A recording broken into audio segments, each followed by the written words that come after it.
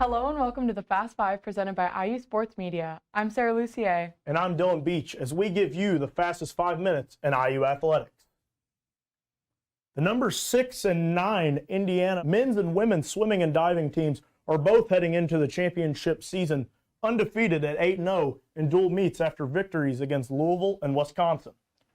The 9th-ranked Indiana women upset the number 8-ranked Cardinals 181-119 and took care of Wisconsin 205-95. The Hoosier women won 10 events while setting 3 program records. The 6th-ranked Indiana men also completed the double by also defeating Louisville 189-110 and Wisconsin 202-96.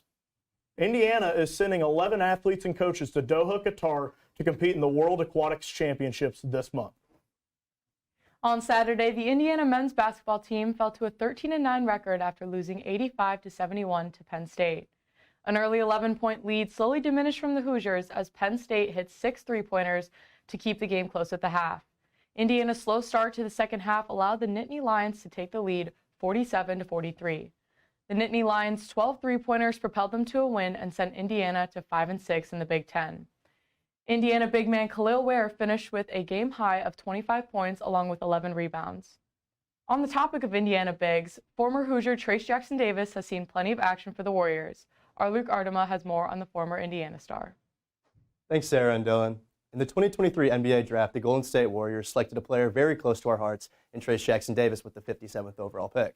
Since stepping onto the court, TJD has made an immediate impact with his thunderous slams and intense blocks. Despite the Warriors' struggles this season, he's contributed off the bench and in limited starts. In his 13.8 minutes per game this year, Trayce is averaging 6.7 points, 4.3 rebounds, nearly a block a game, and shooting an outstanding 68.8% from the field, which would put him in first place if he reached the game requirements.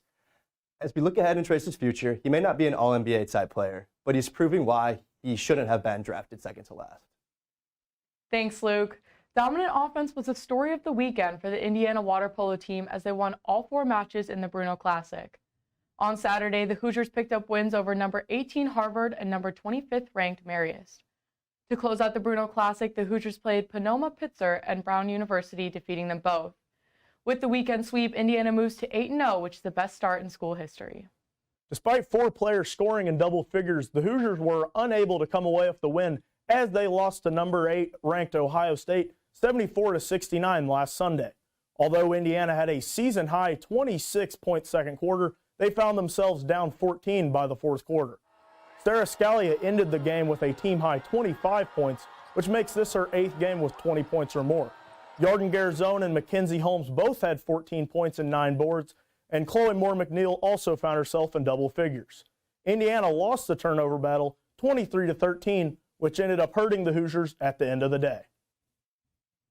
Just when you thought the soccer season was over, IU men's soccer returns this spring for 5 exhibition matches, starting on February 24th at Bill Armstrong, and the team adds 2 new players to the squad. Our Joe Cronin has more. Joe? Thanks, guys. It may only be early February, but it's never too early to start talking about some college soccer, as the Indiana men's team is already making some noise this offseason, and we're going to start with the transfer portal, because that's where some big names are being brought in. Quentin Elliott, an outside back from Louisville, is being brought in. This is a guy who has some NCAA tournament experience this past season, and is also coming from one of the toughest conferences in all of college soccer, and that is the ACC. Certainly a positional void as Brett Beebe graduated this past year. Second on the list, it's a striker, a big name, a 2-time first-team All-Big Ten player, leading goal scorer this past season for the Northwestern Wildcats. That's Justin Weiss. Transferring for the 2nd time in his career, started at Colgate, then Northwestern, now is at Indiana. Todd Yeagley found his replacement for Maloon Goombali.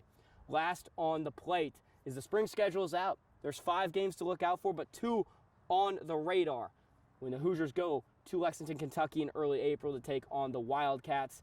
And then the second one is mid-April when the Hoosiers go to Grand Park in Westfield, Indiana to take on the team that sent them home in the Elite Eight against the Notre Dame Fighting Irish.